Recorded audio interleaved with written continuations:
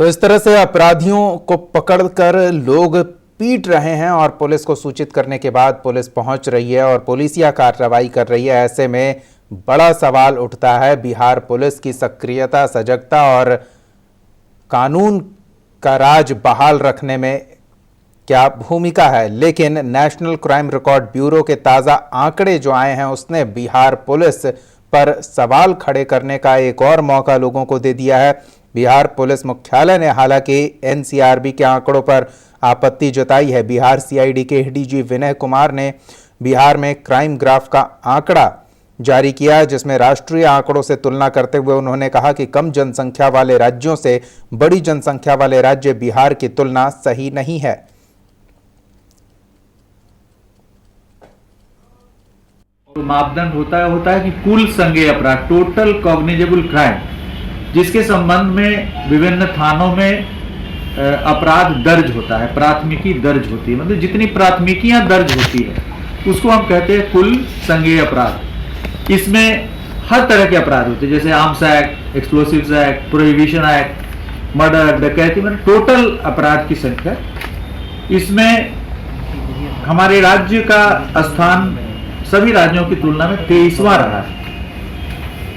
बिहार राज्य का 2017 में क्राइम रेट था 223.9 और 2018 में ये थोड़ा सा घट करके हो गया 222.1। पोजीशन 23rd ही रहा total number of cognizable crimes में, बट क्राइम रेट में थोड़ी कमी आई। नेक्स्ट हम लोग का एक मापदंड है crime registered under IPC, Indian penal code, जिसमें हत्या, डकैती, लूट, दंगा, जितने सारे जो अपराध हैं against human body, against property, वो ज्यादातर आईपीसी क्राइम्स हैं। तो एक ये भी मापदंड होता है कि आईपीसी क्राइम्स में हमारी क्या स्थिति है। 2017 में हमारा 171.2 था और 22nd पोजीशन था पूरे देश के अंदर। बस 2018 में इसमें थोड़ी कमी आई है, 166.4, पोजीशन सेम 22nd ही हमारा रहा। महिला अपराध, क्राइम अगेंस्ट विमेन भी एक बहुत बड़ा इंडिकेटर है पुलिसिंग का। इसमें बलात्कार, assault on women, cruelty on women by husbands, relative, sexual harassment, इन सभी शीर्षों में भी बिहार का जो पोजीशन है वो बेहतर हुआ है एज कंपेयर टू लास्ट 2017। 2017 में टोटल जब हम महिला अपराध की संख्या को लेते हैं तो उसमें हम 28th पोजीशन पे थे और 2018 में थोड़ी सी हल्की सी वृद्धि हुई है, 29th पोजीशन पे हम 29th पे इम्प्रूव किया है, 29th पे हम गए, थोड़ा सा इम्प्रूवमेंट हुआ है। इसमें राष्ट्रीय औसत है 58.8, मतलब 58.8 क्राइम्स हो रहे हैं पर लाख पॉपुलेशन में। तो आखिर ऐसी क्या वजह रही कि पुलिस को एनसीआरबी के आंकड़ों पर स्थिति स्पष्ट करने के लिए वरिष्ठ अधिकारियों को प्रेस कॉन्फ्रेंस में बैठना पड़ा? पहले भी आंकड़े जारी होते थे, पहले भी इस तरह की राजनीतिक प्रतिक्रियाएं आती थी, लेकिन महकमे की ओर से इन आंकड़ों पर स्थिति स्पष्ट करने की शायद पहले नौबत नहीं आई थी। मनोज नारायण से हमारे साथ बिहार हेड जुड़े हुए हैं, उनसे जानते हैं कि आखिर इन आंकड़ों को लेकर क्यों खलबली मची है बिहार में। जी मनोज जी। दीपक जी, पहले बात कर लें एनसीआरबी की रिपोर्ट का। तो एनसीआरबी जो है नेशनल क्राइम रिकॉर्ड ब्यूरो, ये सेंट्रल गवर्नमेंट की एजेंसी है और होम मिनिस्ट्री के मातहत काम करती है। इसने जो रिपोर्ट जारी की है उसमें बिहार में भले ही अपराध को लेकर राजनीतिक बयानबाजी कुछ भी हो या दिल को बहलाने के लिए राज्य की पुलिस अपने बारे में जो कहे, लेकिन एनसीआरबी की रिपोर्ट ने बिहार में अपराध का सबके सामने ला दिया है। ब्यूरो ने वर्ष 2018 के लिए जो रिपोर्ट जारी की है उसमें देश भर के 19 मेट्रोपॉलिटन शहरों में होने वाली हत्याओं का, घटनाओं का चर्चा किया है, जिसमें हत्याओं की चर्चा में पटना को पहले स्थान पर रखा है जी। अपराध के मामले में बिहार 5वें स्थान पर है। पिछले साल के जो आंकड़े की बात करें तो सर्वाधिक दंगे में बिहार टॉप पर रहा था, तो वहीं हनीमून किडनैपिंग के मामले में यह दूसरे स्थान पर था।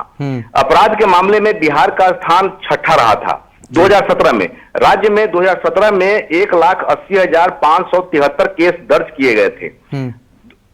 नेशनल क्राइम रिकॉर्ड ब्यूरो की रिपोर्ट के अनुसार पटना में हर 1 लाख व्यक्ति पर साल 2018 में 4.4 लोगों की हत्या हुई है, जबकि राजस्थान की राजधानी जयपुर में यह आंकड़ा 1 लाख में 3.3 है। बिल्कुल मनोज जी, इन आंकड़ों को लेकर आखिर अधिकारियों को सफाई देने के लिए सामने क्यों आना पड़ा? हर साल ये आंकड़े जारी होते हैं, लेकिन मुझे नहीं याद है कि इससे पहले वरीय अधिकारियों ने प्रेस कॉन्फ्रेंस कर सफाई दी हो। राजनीतिक आरोप प्रत्यारोप इस आंकड़े पर साल दर साल जारी रहते हैं, लेकिन अधिकारियों को सफाई देते शायद पहली बार देख रहा हूं। देखिए दीपक जी, ये सवाल किया गया जो सीआईडी के एडीजी हैं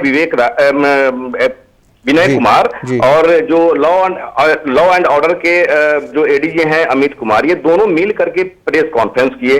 जब ये सवाल किया गया विनय कुमार से जो सीआईडी के एडीजी हैं, तो उन्होंने कहा कि सोशल मीडिया में ये दिखाया जा रहा है कि क्राइम में पटना का स्थान प्रथम है, बिहार का स्थान प्रथम है, कहीं कुछ लोगों को दिग्भ्रमित ना होना पड़े, इसके लिए प्रेस कॉन्फ्रेंस बुलाना पड़ा। और अमित जी जो लॉ एंड ऑर्डर के एडीजी हैं, उन्होंने कहा कि जो ये एनसीआरबी की जो रिपोर्ट आई है उसका एनालिसिस जो सीआईडी के एडीजी हैं उन्होंने किया है और वो प्रेस को ब्रीफ करेंगे ताकि बिहार की जनता दिग्भ्रमित नहीं हो।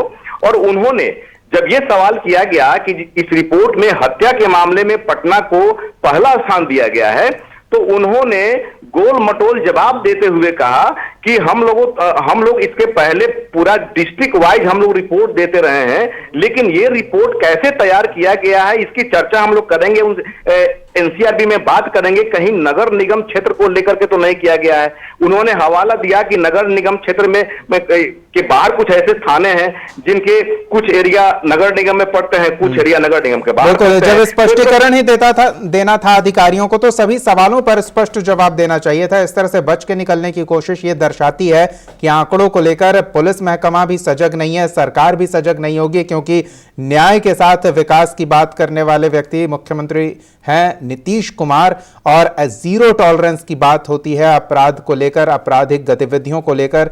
तो ऐसे में ये आंकड़े चिंता का विषय है ही। बहुत बहुत धन्यवाद मनोज नारायण सिंह जी इस तमाम बातचीत और जानकारी के लिए।